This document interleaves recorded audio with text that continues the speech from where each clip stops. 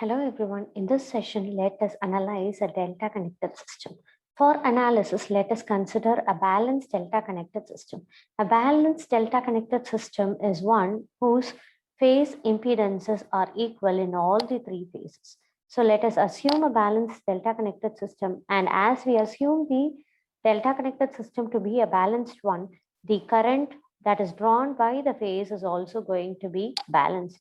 The phase currents are IRY, IYB and IBR. Those are the currents, they flow through the components, and they are all equal in magnitude and are displaced by an angle 120 degree.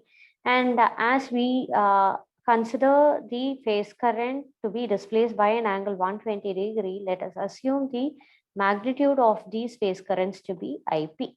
And hence, the phase currents IRY, IYB and IBR are written as IP angle 0 minus, and then IYB is displaced by an angle 120 degree minus 120 degree, and IBR is displaced by an angle minus 240 degree.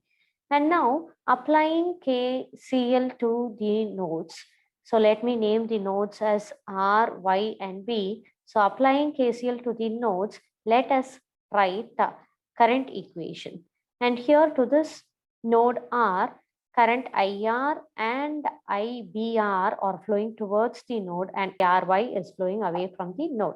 And now let me explain why I have written the current, why I have marked the current as IRY, IYB and IBR.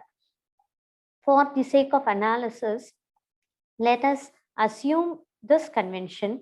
So we know the phase sequence, it is RYB, which means R attains maximum first and then Y and then B.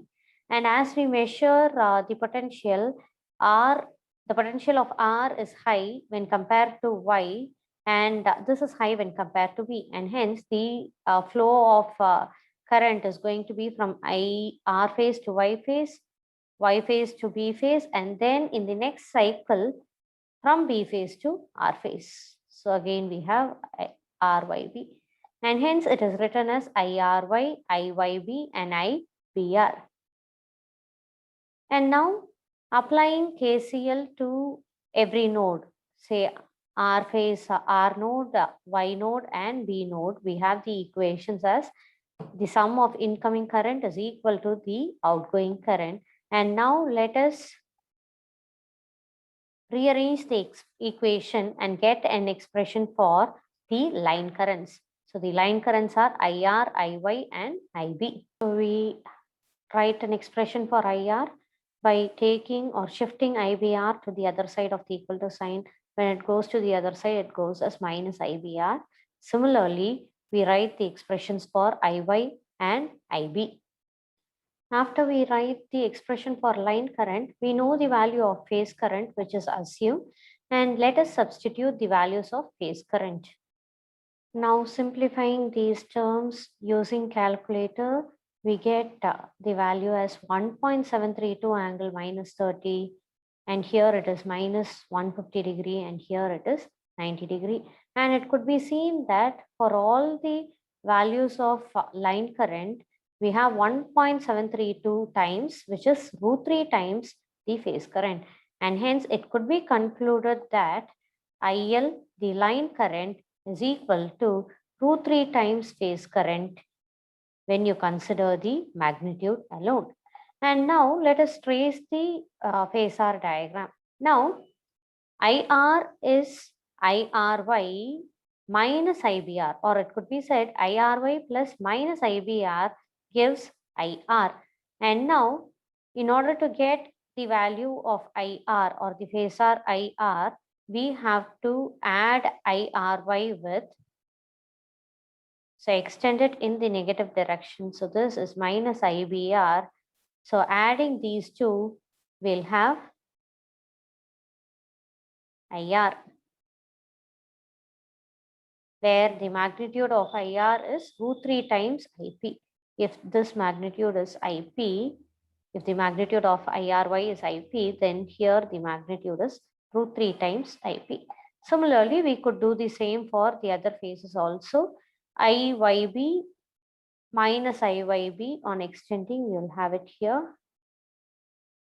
and adding IBR and minus IYB, we get IB. And again, let us extend the IRY in the other direction, and that is minus IRY, and adding IYB along with minus IRY, we get IY. And it could be seen that IR makes an angle 30 degree, or IR lags behind IRY by an angle 30 degree. And here IB leads by an angle 90 degree. And the angle seen here is minus 150 degree. And we could say that even the line currents are displaced by an angle 120 degree for a balanced system. And now let us write the expression for power.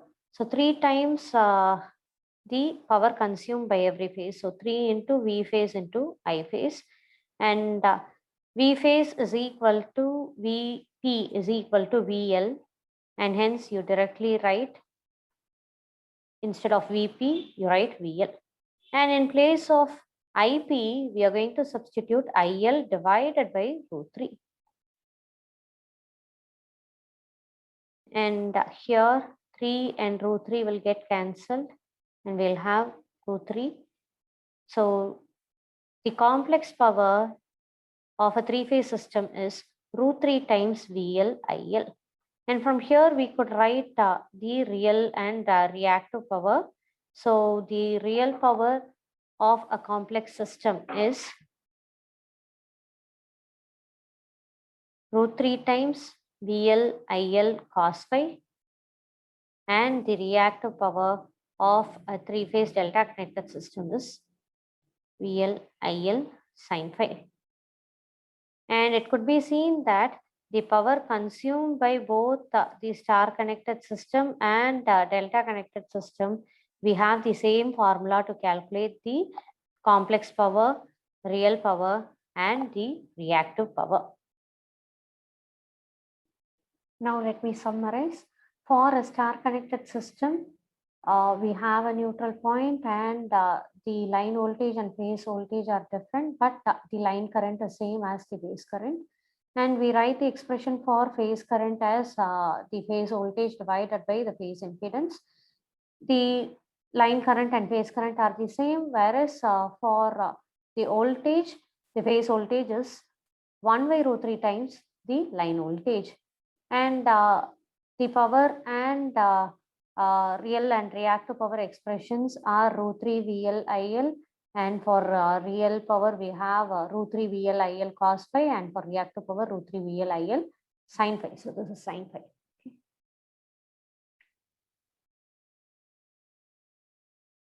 And the corresponding phasor diagram for a star connected system shows the relationship between the phase voltage and the line voltage. Over to a delta connection connected system.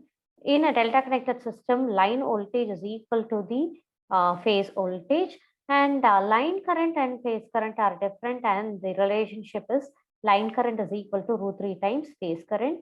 And the same holds good for calculating the phase current. We have the formula for calculating phase current as IPH is equal to V phase divided by Z phase.